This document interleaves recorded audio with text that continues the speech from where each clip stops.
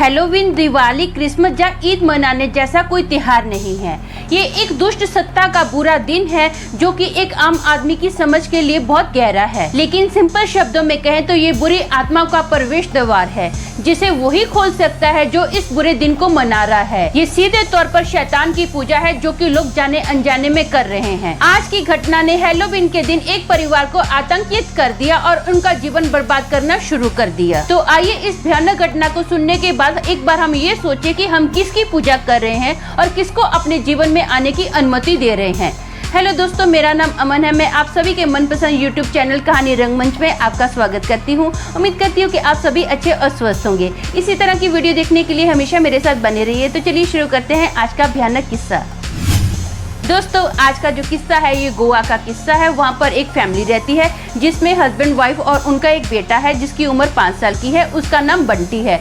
बंटी के पिताजी का नाम सूरज है और उसकी मम्मी का नाम सुनीता है। इन लोगों ने ना एक नया घर खरीदा है। वो जो घर है ना, एंट्रेंस में ही एक बहुत बड़ा हॉल है। राइट साइड में एक बेडरूम है जिसमें ये फैमिली सोती है और जो लेफ्ट साइड में है ना, उस लेफ्ट साइड में हॉल में लगता हुआ एक किचन है और किचन से लगता हुआ एक बेडरूम है। उस बेडरूम में ना एक बेड पड़ा है और दुनिया भर के बहुत सारे खिलौने पड़े हैं। वो जो खिलौने हैं बंटी के लिए रखे गए हैं। बंटी डेली आकर इधर ही खेलता है और रात को अपने मम्मी डैडी के साथ सोता है। इनके ना पड़ोस में एक फैमिली है जिसमें हस्बैंड वाइफ और उनका एक 6 साल का बेटा है। बेटे का नाम राजू है। बंटी की ना राजू से बहुत अच्छी दोस्ती हो जाती है। धीरे धीरे इन दोनों के पेरेंट्स की भी आपस में बहुत अच्छी दोस्ती हो जाती है। एक बार ना राजू बंटी को आके बड़ी एक्साइटमेंट में आके बताता है कि तुझे पता है मेरे मम्मी ने ना ऑनलाइन कपड़ों के ऑर्डर दे दिए हैं। तो बंटी बोलते किस चीज के लिए कपड़े दिए हैं? तो राजू बताता है कि हम लोग ना हैलोवीन का दिन मनाने वाले हैं। उस दिन ना मेरी मम्मी एक चुड़ैल बनेगी और जो मेरे पापा है ना वो फ्रैंकेनस्टाइन बनेंगे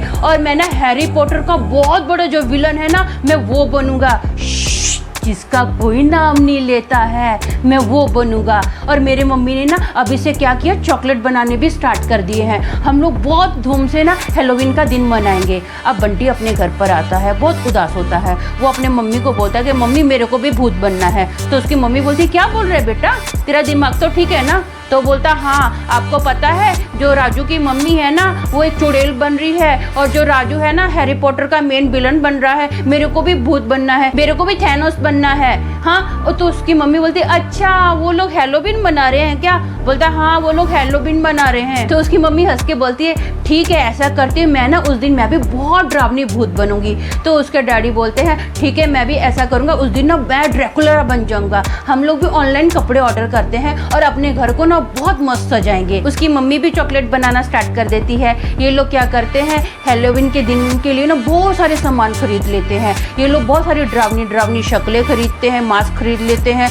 और क्या बोलते हैं स्टैचू जैसे जो होते हैं ना डरावने वो खरीद लेते हैं। अजीब सी लाइटिंग कर लेते हैं। हैलोवीन का दिन आता है, इनका जो घर है ना पूरा भूतिया घर लगता है। अब ये लोग क्या करते हैं, राजू के मम्मी डैडी को खाने पर बुलाते हैं, मस्त पीते हैं, बच्चे अपना रूम में खेल रहे होते हैं, मिलके सब लोग खाना खाते हैं और अपने अपने घर सोने के लिए चले जाते हैं। लगभग 12 बजे का टाइम होगा। अब बंटी और अब उसके मम्मी डैडी जो थे ना ये लोग भी सोने के लिए चले गए अपने बेडरूम में। अब क्या होता है, बंटी के डैडी को ना ऐसा लगता है कि जैसे कोई उनके दरवाजे के पास आकर ना दरवाजे के ऊपर पटाखे फोड़ रहा है। तो बंटी के डैडी फट से उठकर जाते हैं और दरवाजा खोल के देखते हैं कोई भी नहीं होता। वो आजू बाजू देखते हैं, आजू बाजू भी कोई पटाखे की आवाज़ नहीं आ रही है। लेकिन जब उन्होंने आवाज़ सुनी थी तो बहुत बड़े बड़े पटाखे बज रहे थे। बंटी के फादर को बड़ा अजीब लगता है कि पटाखे फूटे हुए भी मेरे दरवाजे पे नहीं पड़े हैं, ये क्या है? हाँ, फिर भी वो सोचते चलो जो भी, चलो जाने देता हूँ, अभी काफ़ी रात हो गई है, सोने के लिए जाता है। ये ना अभी मेन डोर बंद करते हैं। उसके बाद ना अभी बंटी के रूम से ना अजीब सी आवाज़ें आती हैं, जैसे कुछ आवाज़ें ऐसी आ रही हैं कि जैसे कुछ सामान तोड़ रहा है, ठक ठक ठक करके सामान तोड़ रहा है, कुछ गिरने की आवाज़ें आती हैं। फटाफट बंटी के फादर ना उसके रूम में जाते हैं तो वो देखते हैं कि जितने भी सॉफ्ट टॉय होते हैं ना सबकी गर्दनें तोड़कर अलग की गई होती हैं। पूरा रोई सब जगह पर फैलाई गई है। उसकी जो गाड़ियां ना पूरा चकनाचूर कर दी गई हैं। सारे खिलौने उसके तोड़े गए हैं। अब ना बंटी के फादर को ऐसा लगता है कि हमारे घर में पक्का कोई चोर घुस आया है। अब वो ना पूरा बंटी का रूम चेक कर लेते हैं, उनको कोई दिखाई नहीं देता। जैसे वो किचन में आते हैं ना, किचन में देख ही रहे होते हैं तो उनको ना सामने हॉल में 2 भूतनियाँ खड़ी हुई दिखाई देती हैं।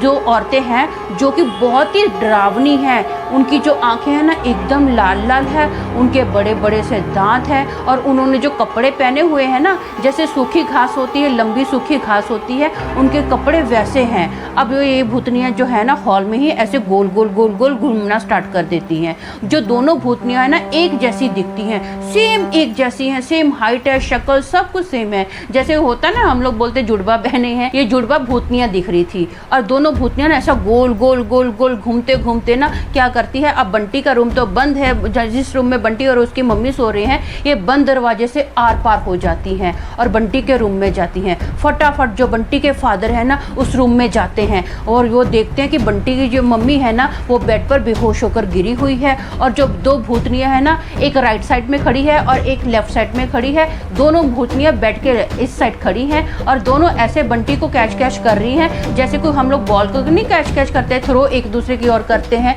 वैसे वो ना दोनों बंटी को ऐसा थ्रो कर रही हैं, कैच कैच कर रही हैं। बंटी जोर जोर से रो रहा है, चीख रहा है और जो भूतनियाँ है ना जोर जोर से हंस रही हैं। जितना बंटी चीखता जाता है ना उतना वो भूतनियाँ और जोर जोर से हंस रही हैं। ये देखकर ना उसके फादर जो बंटी के हैं वो छुड़ाने की कोशिश करते हैं, लेकिन वो भूतनियाँ कभी इधर फेंक रही है बंटी को, कभी उधर फेंक रही है, वो बंटी को पकड़ ही नहीं पाते हैं। फाइनली उसके फादर क्या करते हैं, अपने घर से निकलते हैं, वो भागना स्टार्ट करते हैं। भागते भागते ना वो पादरी के घर पर आते हैं और पादरी को पूरी बात बताते हैं। तो पादरी ना उनको बहुत डांटता है। पादरी बोलता है तुम लोगों ने खुद उन आत्मा को अपने घर में एंट्री दी है, तुमको शर्म नहीं आया है? हाँ, ये सब क्या किया है तुम लोगों ने? वो बोलता है पादरी साहब गलती होगी, प्लीज़ जल्दी जल्दी, मेरे बच्चे की जान खतरे में है, जाके मेरे बच्चे को बचाइए।